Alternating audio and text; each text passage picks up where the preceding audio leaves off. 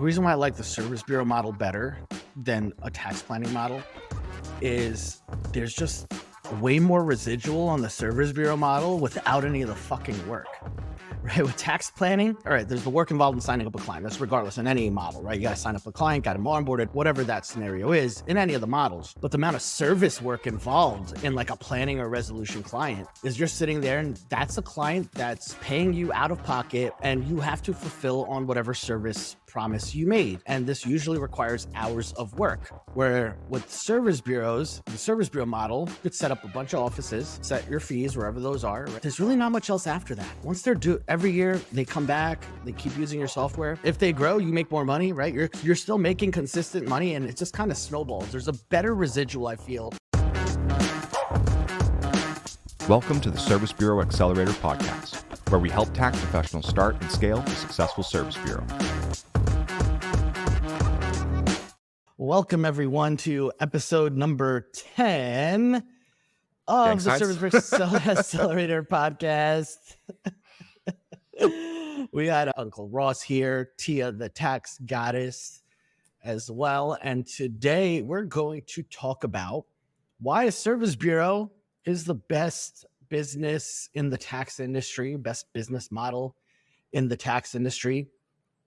Coming from my background in the tax industry and the tax office world, and I think seeing all the other models out there, having done some years ago, we could definitely dive into a lot of reasons why the service bureau is the best model. But let's break down. I guess we'll start off by breaking down what are the different revenue models in this industry, because there's a lot. There's a lot. We could talk about a couple of them or mention a couple of them, and then maybe do some like pros and cons, right? But yeah, so I guess, anybody want to kick it off with some of the different models in the industry? I've seen an amendment model where people just do amendments. Right. Okay. People just say, hey, did your tax preparer fuck up? Let's see if we can find you extra money. So that's one model. Yeah. That's an interesting model. We were looking at that a while ago with someone, but there's a lot of cons on that one, actually. A lot of cons on that business model. Tax resolution. Tax resolution. Then we see tax preparation, tax resolution, bookkeeping, tax planning. Like, there's just a lot. Even credit repair. There's a lot of like ancillary business models, I guess, that all kind of tie in within like the same kind of customers that you would have within the tax industry. Bookkeeping, yeah. I think with we could let's look at guys. What about software sales? Service bureau. Oh yeah, and that one. Well, that's the one we're going to talk about. Why this title of the episode is why it's the best. Yeah. Right. So we're obviously going to talk about that. But let's look. I see a lot of like ads and stuff where people say, "Hey, learn to become like a tax planner." And yes, granted, there is good high ticket revenue in planning and resolution. Right, kind of those hand in hand. And there's big tax resolution firms out there that make millions of dollars, right? But they also have millions of dollars in budget to market those types of products and services. But yeah, tax planning could be very lucrative, a very lucrative business model along with resolution. The one reason why I think that service, comparing to like tax planning, the reason why I like the service bureau model better than a tax planning model is there's just way more residual on the service bureau model without any of the fucking work. Right? With tax planning, once you sign, all right, there's the work involved in signing up a client. That's regardless in any model, right? You got to sign up a client, got him onboarded, whatever that scenario is in any of the models. But the amount of service work involved in like a planning or resolution client is you're sitting there and that's a client that's paying you out of pocket and you have to fulfill on whatever service promise you made, right? And this usually requires hours of work.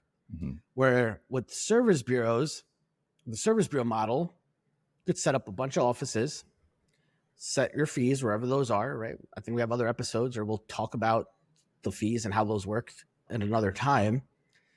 And there's really not much else after that. Once they're due, every year they come back, they keep using your software. You're making, if they grow, you make more money, right? You're still making consistent money and it just kind of snowballs. There's a better residual, I feel, on the service bureau side, because all the work you do year one and you sign up a bunch of clients, year two, say you do the same amount of work and you sign up a bunch of clients, maybe you lose a couple, but now you have year one, year two, and then say year three, you're getting residual on every single one of those clients and it snowballs, right? I think this year, going into this year, there's gonna be a lot of people in their third year with our program that are really gonna see a huge surge Yeah. in their revenue and their profit, because ultimately that huge surge didn't require them hiring a shit ton of staff to help do all that work, because the work was done every single year. As long as they're retaining, they don't need a massive, huge payroll to get themselves out of doing that work. Yeah. Right. Because there really isn't on the back end, really. Like there's a bit of support, there's a bit of service, but unlike like what you comparing with like tax planning or something where you actually have to do work every single year, that doesn't exist. It's once they're set up in the software, as long as you're able to retain them with training or whatever, the software rolls over, you just re-enroll them and you're done. Like the workload to facilitate, to support that client is pretty much non-existent. Yeah. Right. Tia, any I thoughts think on that? also, yeah, if we're talking about as far as retention, tax preparation compared to the service bureau definitely has a longer retention because you're dealing with business to business versus business to consumer. I think that's a Mhm. huge thing that people kind of overlook. I would rather work with 100 businesses than 3,000 consumers. Yeah, for sure. Right. Yeah, the other thing too is like the customer value is much higher when you're working with a business versus working directly with a customer, right? A customer may be worth $300-400 every season for their tax return, but as a service bureau, if you get an office set up in your office, or an office set up on your software, that could be worth thousands of dollars to your business. So the actual case value, right? The actual customer value is much higher when you're doing B2B work versus business to consumer, B2C. Yeah, and it's definitely something that kind of piles on top of each other. At the convention we showed examples of some of our clients on our service bureau. Cool, this client, an email a year, Yeah, worth $3,000 a year, right? This client, an email a year, worth 2,000, 4,000, 2,000, whatever. 4,000, right? And it just stacks on top of each other because those clients require very minimal service. Yeah. The hardest part of being a service bureau, by hardest, I mean like where the most amount of work comes in, is acquiring the customer. Once you've acquired the customer, the work just like drops off the cliff as far as how much work you have to put in to that customer. Whereas it's almost opposite in pretty much every other business that we've mentioned. Yeah, there's still the same amount of work to acquire the customer, but now that you've got the customer, the work continues to increase to actually service and provide your product or service to that customer. It So the never service bureau model ends. is, and sometimes it never ends. Everyone getting ready for extensions coming up in October, and have fun with that. Yeah, and even let's like the bookkeeping side, like that's another kind of model that has a residual, but that still requires work every single month, weekly, monthly, however you guys do it, right? Yeah. But it could be something that snowballs into something bigger, but it's just going to be more staff because more clients you have, the more staff you need to service the clients. Yeah. In service bureau, you could have one virtual assistant and 150, 200 clients. Like you don't need a lot of people. So what that means is you have your profit just increases exponentially every year because you're snowballing your revenue, but you don't have a huge office overhead, all this stuff. Yeah. So I just think it's much more lucrative. I think that's why we feel it's probably the best business in the industry. Wait a minute, don't I we was have going to say, what was You're that? probably Tia? going to say the same thing I said. Don't we have like several really six-figure service bureaus that ran just like one person? Yeah, Oh, a lot. Yeah, multiple six figures and it's just one person. Yeah. Now we keep chirping at them like, hey, get a team. Like, because you could probably grow faster or at least have more time freedom with a team. And that's really what it offers you, having a team. Like there's definitely benefits to that. But what I was actually going to say was, like, personally, I think the service bureau model is one of the best models in business in general, because you are essentially what's called a value added reseller. You don't have to develop a product, right? You don't have to deal with software development, all the changes to the tax code, all that kind of crap. You don't have to deal with that because you're not the software developer. You're just a reseller. You're just reselling it to people in the industry.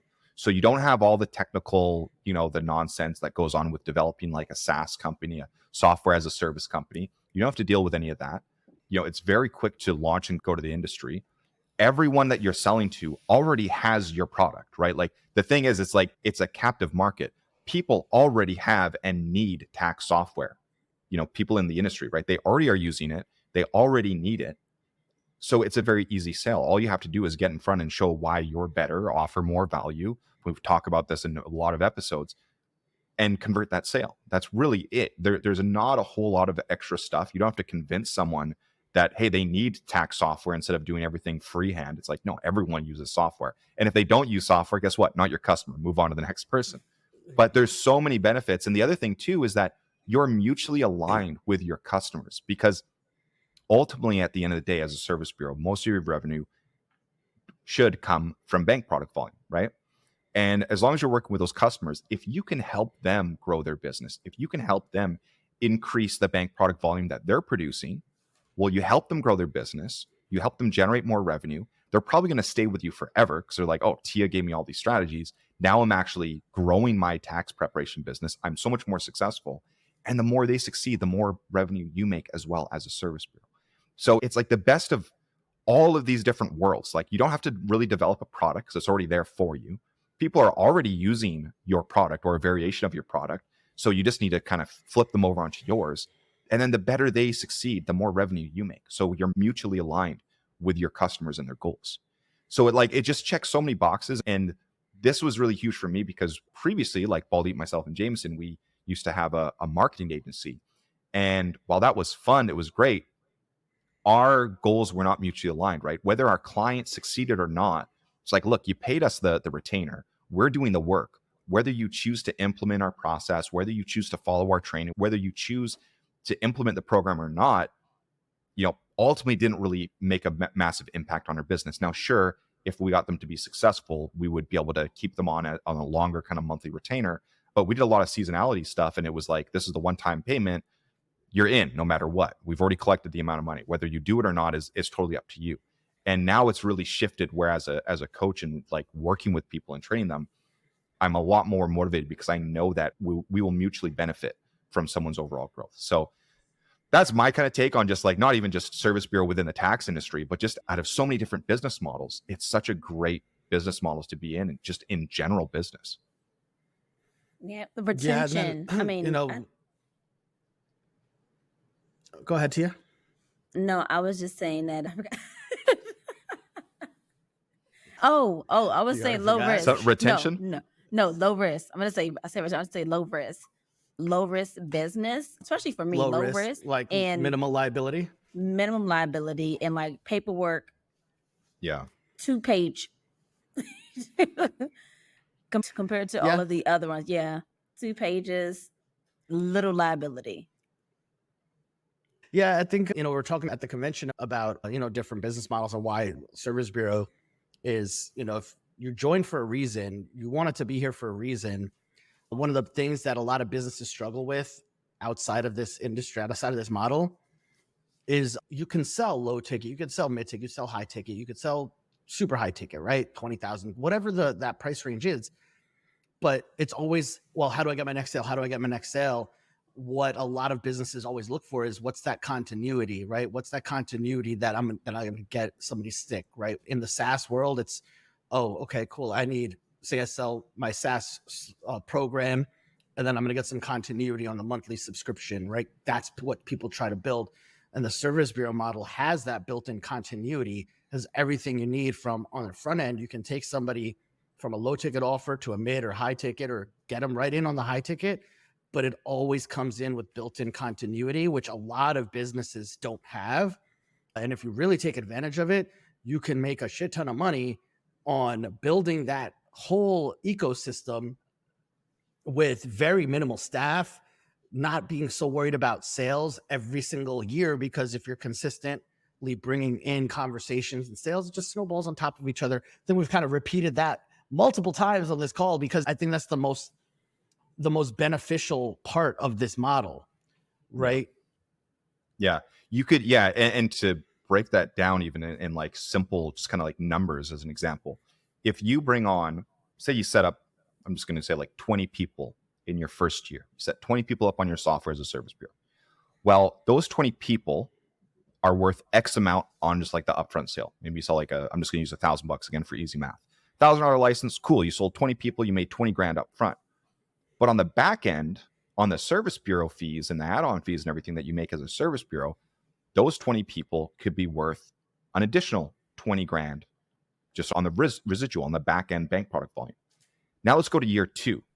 You do the same amount of sales again. You sell another 20 people. You make another 20 grand up front. But now you have those original 20 people from year 1 plus the people from year 2. Now you're making an extra 40 grand on the back end. So you made 60 grand that year.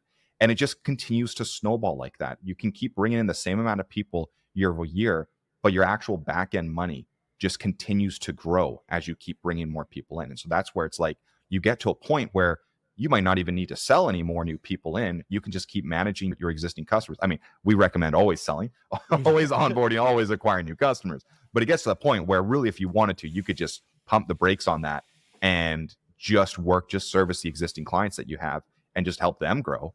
And you're just going to consistently generate that back end money without really having to do any upfront sales or do anything. Just manage your customers and that's it. And management is extremely low as far as your work required. No Yeah, and especially if- CEUs required. And especially if your customers end up growing, you benefit on that as well. Yeah. No, was you say no continuing ed? Zero. Zilch. Yeah, I think a lot of people overlook that. Like, you don't need any licensing, you don't need an EFIN, you don't need any of that stuff to sell software. Mm-mm. I think we've actually had people from other industries come into software. Like, yeah, I think there's like a couple. Yeah. The challenge with that, we've talked about it. Should we just kind of open it up outside of the industry? The challenge with that is now there's an extra hurdle to overcome. The extra hurdle is you have no industry knowledge. Yeah. Right. You don't need to have tax knowledge, but you need to have some industry knowledge, right? I have zero tax knowledge. I'll be completely transparent. Zero tax knowledge. But guess what? I have a lot of industry knowledge. Like a lot of industry knowledge, mostly learned. I like that difference. Yeah. No, you can repeat that, Russ? What? I didn't say anything. Yeah. So industry knowledge is important, right? Like, what's a bank product? All right, how do these things work? What's the dynamics? What's the hierarchies? Like, there's just so much things that people need to learn, even just about the service bureau side. If you have no fundamental industry knowledge, it's not impossible. Like, don't get me wrong. It's like, what's a bank impossible. product? Yeah, it's not impossible to learn, but it's just an extra hurdle, right? Yeah. It's an extra hill to climb. And this is actually a really good point as well to bring up, because as a service bureau, actually, I mean, really with any businesses, you do want to get clear about like who is the right fit for your program. Just because you have someone in front of you who is interested in what you have doesn't mean you should sell them on it. We have that all the time. We have conversations come up where we have some people coming into our webinars. We don't really know how they saw it. Maybe someone mentioned it or something, but they're not in the industry. They're like, oh, but I just, I'm good at business and I like to sell and it looks like a great model. It's like, well, yeah, it is. But if we go through a couple of basic questions with them, this is what our sales reps are trained to do. If we go through a handful of questions and they answer them the wrong way, we just wrap up that conversation. We're like, hey, you're not a good fit for our program. And that's just how we do it, is because it's like, look, we understand that the industry knowledge is not there for you to get to where you need to be to really be successful in this. I mean, it can be doable, right? Both of you mentioned that. Like, it definitely can be learned. We're just not going to be the ones to do it. Yeah, we're not going to be the fucking ones that do it. We're looking to work with people that fit XYZ model, because we don't want to have to support someone who's like, can someone tell me about a bank product? What's a service bank? Like, no, we're not going to have those conversations. You should already know that shit. We don't want to train you on that stuff. We want to work with people who already have that industry knowledge, and then really teach you the fundamentals of being a service bureau, so that all those pieces of the puzzle kind of click together at once, and we don't have to teach you from ground zero. Yeah. And I think we see that go ahead, Tia. And also, in addition to that, however, even though those are people that we don't bring on as a service bureau, those could potentially be people that you target. Like, there may be bookkeepers that don't know about, a service bureau model, or tax planners that don't know about a service bureau model, but you have a working knowledge of all of those industry, or a high overview.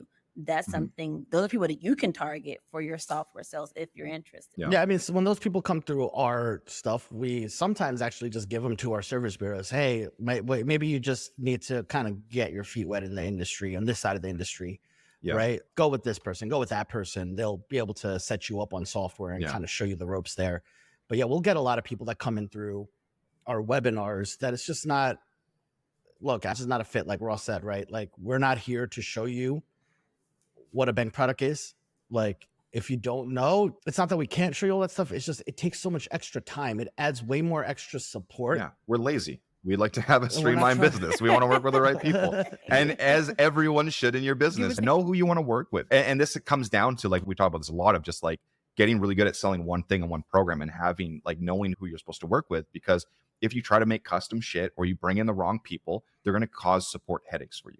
And it's not worth it in your business. That is going to really bottleneck you. It's not going to allow you to be nimble and really grow and scale as fast as possible. So understand, like, look, saying no to someone is very empowering, as well as the business owner being like, no, you're not a good fit for my business. Oh, please, but I think I could do so well. Doesn't matter. Like, you are not a right fit for my program. I'm going to go in and move to the next person. And it's really powerful when you can get to that stage in the business. Now, obviously, when you're starting out, you're probably going to say hard. yes to wrong people, and you're going to learn, even though we're telling you now and we tell you the training, that you're going to make mistakes. But that's a part of business, right? That's part with everything in life, is you're going to have to make those mistakes to really learn it and internalize it. There was one other thing that I wanted to mention about as well with the Service Bureau. This was it. The other reason why Service Bureau is one of the best business models to be in is because there are thousands of different ways that you can grow a service bureau, right? You don't have to just sell software directly. You mentioned, like, creating a program for like bookkeepers, right? To show them how to be a service bureau, or show them how to do tax preparation, right?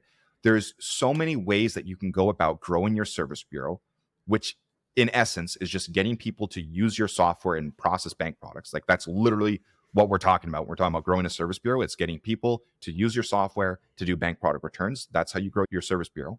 So how do you go about doing that? You could sell directly into the market. You could just sell software. You could put together a whole training program. A lot of people, if you're listening to this, you've probably seen people promoting tax academies or like business in a box programs.